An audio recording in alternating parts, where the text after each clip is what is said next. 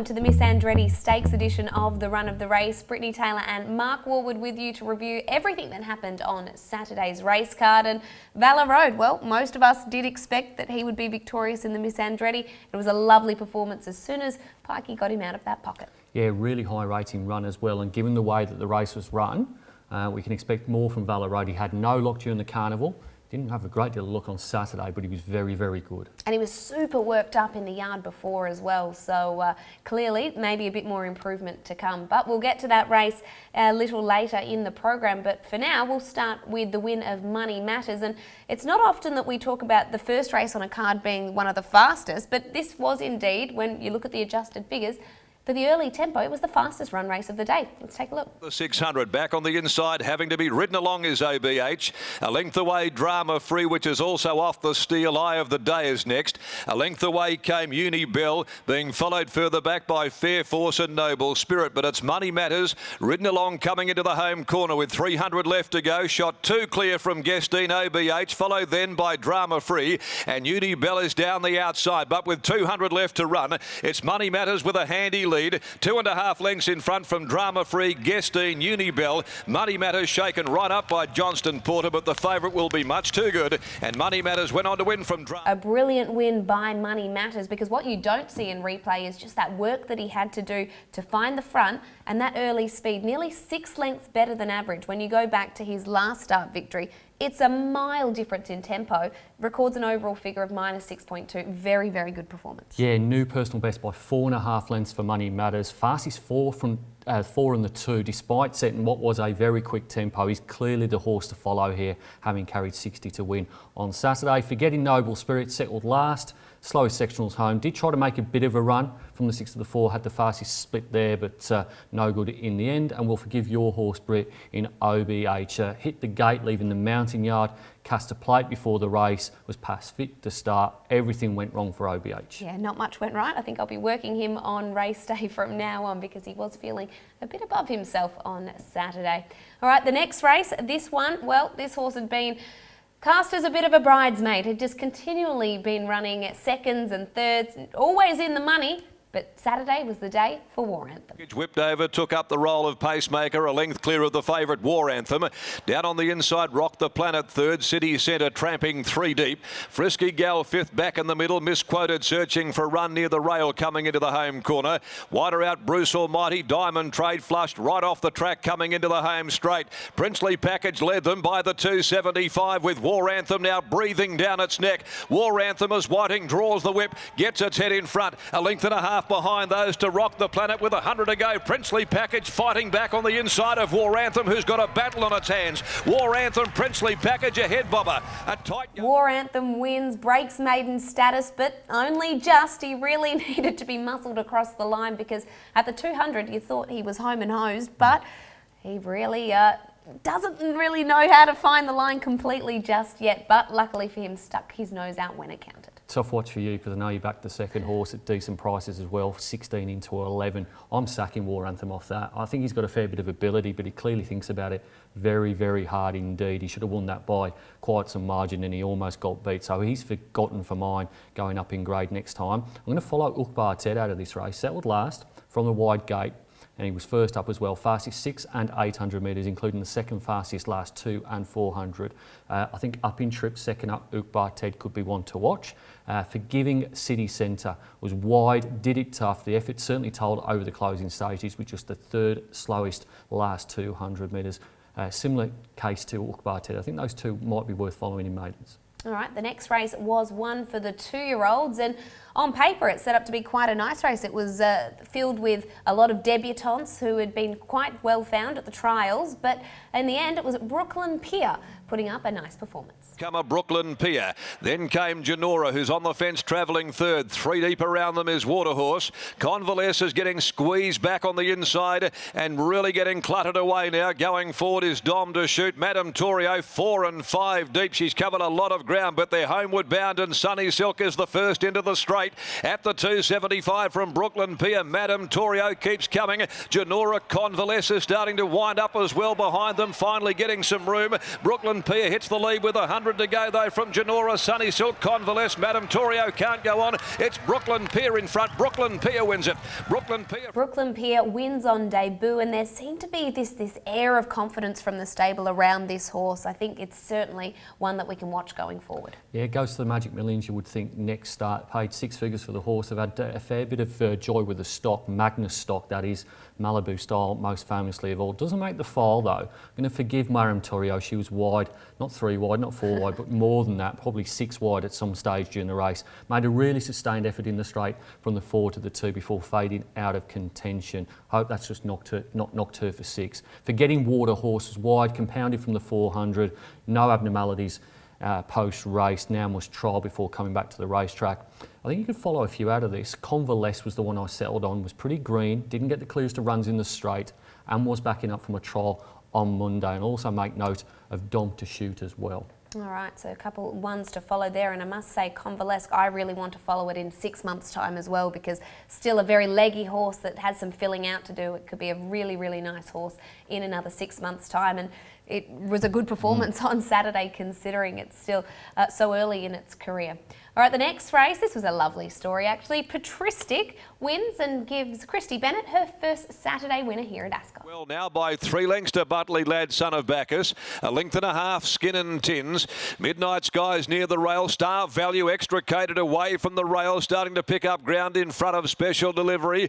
And going up on the inside, Settlers Creek, and Mycroft drops out to last. But at that top of the home straight, they turned. And Patristic led by 2 lengths, son of Bacchus. Butley Lad, Skin and Tins over on the outside. Coming to the 150 still. Patristic is the leader. About 2.5, son of Bacchus. Battling on Butley Lad. But it's going to be Patristic doing it all the way here at the mile. And Patristic much too good. Went on to make it a winning hat-trick. Patristic did it from barrier to box. Looked very comfortable out in front. That early tempo minus 1.9, but just looked like it was doing it easy. Yeah, even tempo. I must admit, I mapped this race. It's been a little bit quicker.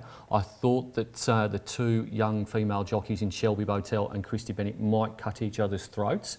It didn't turn out that way. They went at a moderate speed and it really did suit them. They finished first and second. They don't make the file. The horses that do, I'm forgetting Special Delivery. His terrible form continues, this horse. Did finish third to Platoon early in his campaign, but that was a low rating race as far as punting form was concerned. I think a few you can follow here. I'm going to go with Forgiving Mycroft. Race wasn't one to suit with that even tempo. Came home with the fastest last 200, and as we mentioned before, he had the highest performance of the entire year last year, 2019. And similar, Settlers Creek, ditto to Mycroft, fastest last 4, 6 and 800 metres. I think 1600 is probably a little bit too far, probably wants 1400. He wasn't quite so good over the last 200 metres, but I think in a higher tempo race with a decent draw over 1400 metres at Ascot, he normally wins one. He normally does. I must admit, I thought that Saturday could have been his day. Watched him in the prelim and he just had this little, for an old horse who we know is an old seasoned campaigner that goes around and around, he had a little pig root. He was having a little bit of fun on the way to the barriers, so I thought it could be his day on the fresher side, but wasn't to be with that slow tempo and being out the back. All right, the next race, this was the feature, the Miss Andretti Stakes. Take a look at Valor Road surging to victory.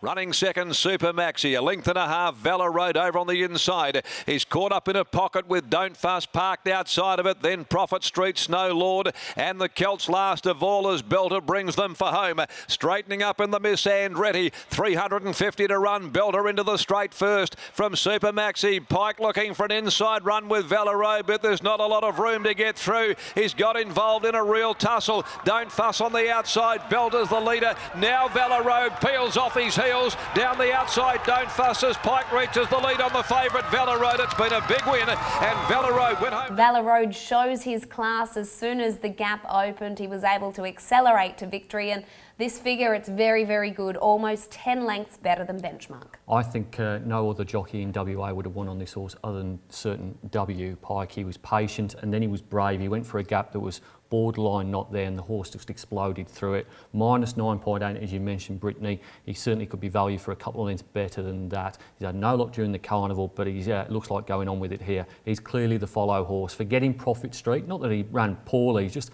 hasn't won for nearly 1,000 days now, and his pattern where he gets back just makes it so hard to run past these good horses. And I'll forgive the Celt. I suppose his preparation's gone a little bit missed the last few starts, but he did have excuses on Saturday. He was wide, and also the tongue tie came off during the race. Okay, so things didn't go right for the Celt. I must admit, Prophet Street could not look any better. This horse looks fantastic, and talk that they may even take it over east, so perhaps finds a more suitable race there, because unfortunately it's been in this show so many times as the fastest last 600, 400, but just hasn't been able to find that victory in a long, long time. All right, we'll take a quick break, and on the other side we'll have a look at the rest of the meeting.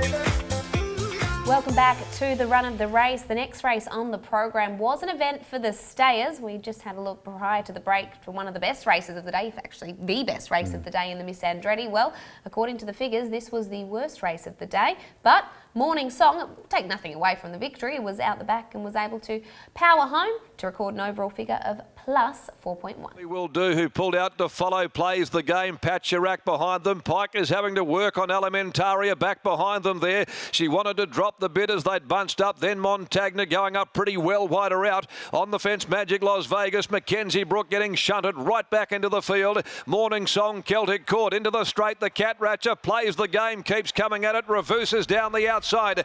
Barbie will do behind those. Now where's the favourite? Back in some traffic. Plays the game at the 150. The Cat Ratcher. Barbie will do. Reverse, and now Morning Song getting over the top of them late. Morning Song from last descends, grabs the lead. It's Morning Song. A very good last 600 from Morning Song, but the race itself was very slowly run.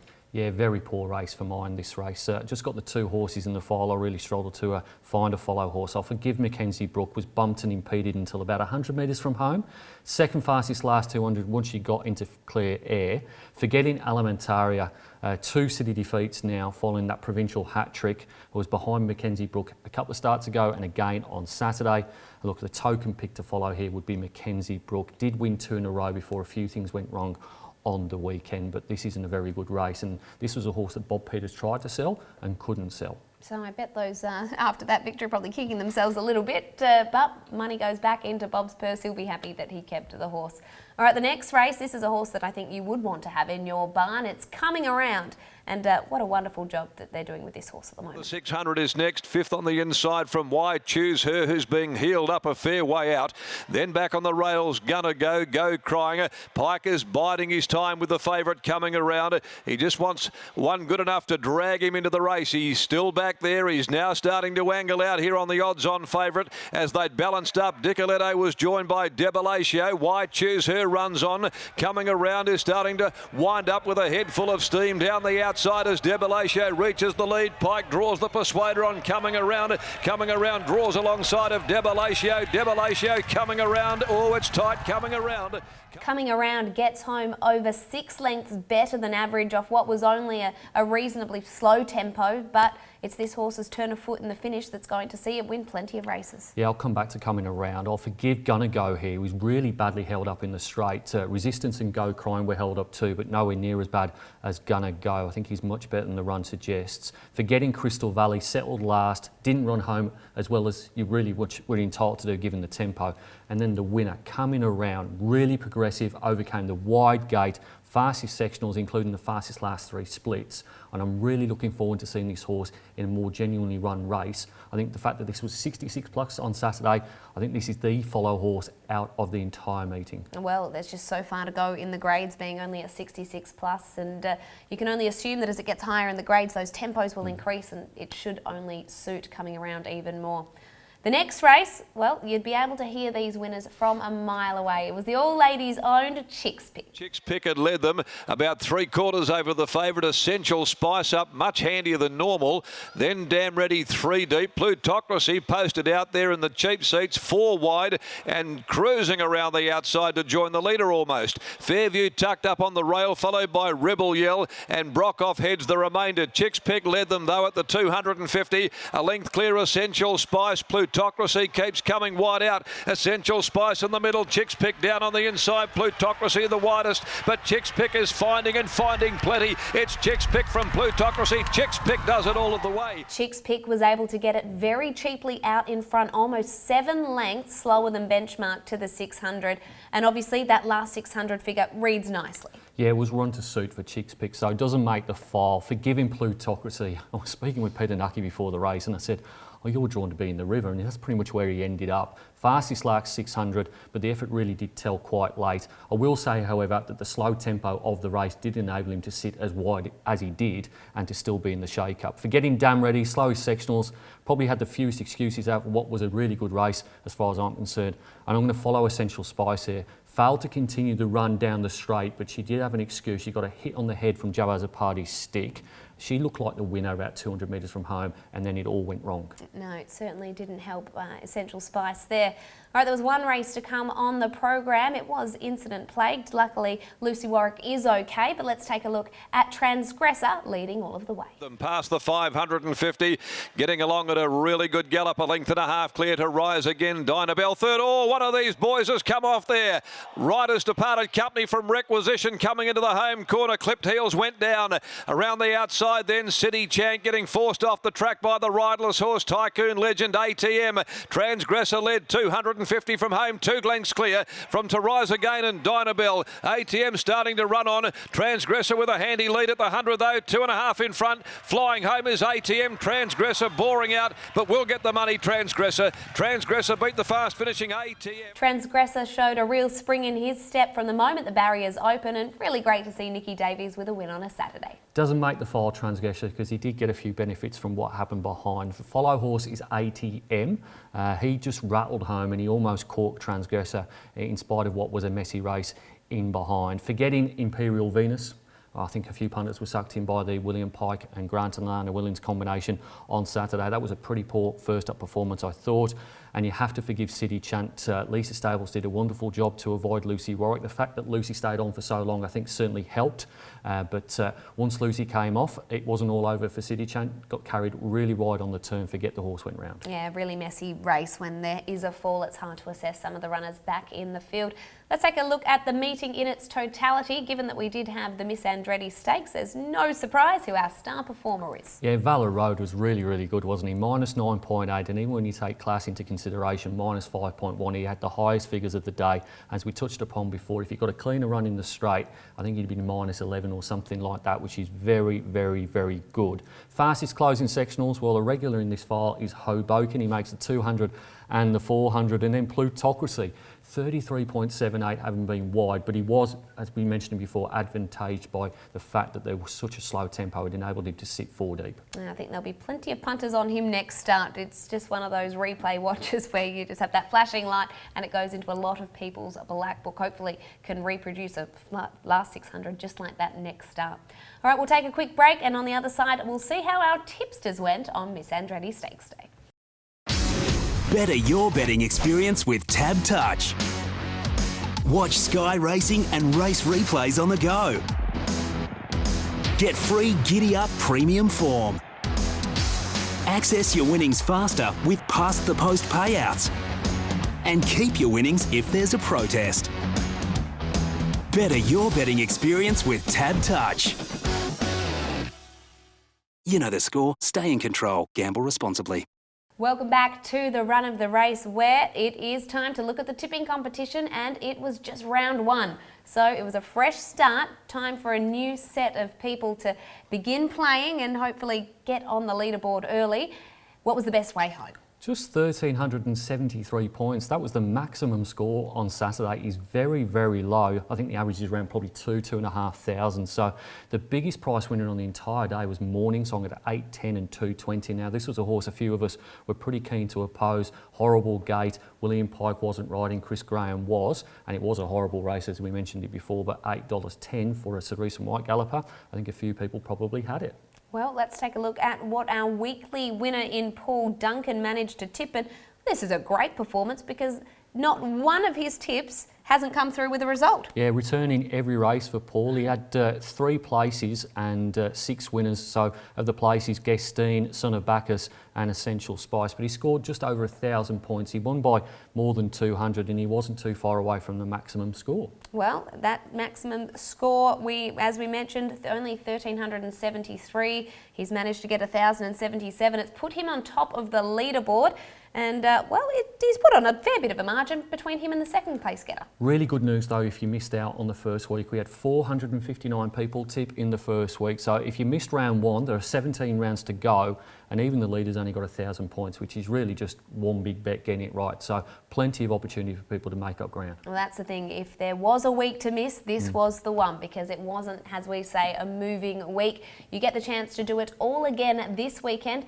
Australia Day weekend, which is exciting. No feature races, but it'll be a great day out here at Ascot. Certainly will be. We have the $100,000 Australia Day trophy over the 1,500 metres. It looks like there's going to be a good field assembled for that. Then on Wednesday, we've got another Twilight meeting. And then the following Saturday, it's Scenic Blast Stakes Day. And we all love seeing Scenic Blast. And we certainly do. Thanks for joining us on another episode of The Run of the Race. And we'll catch you next week. He makes her bid for a little piece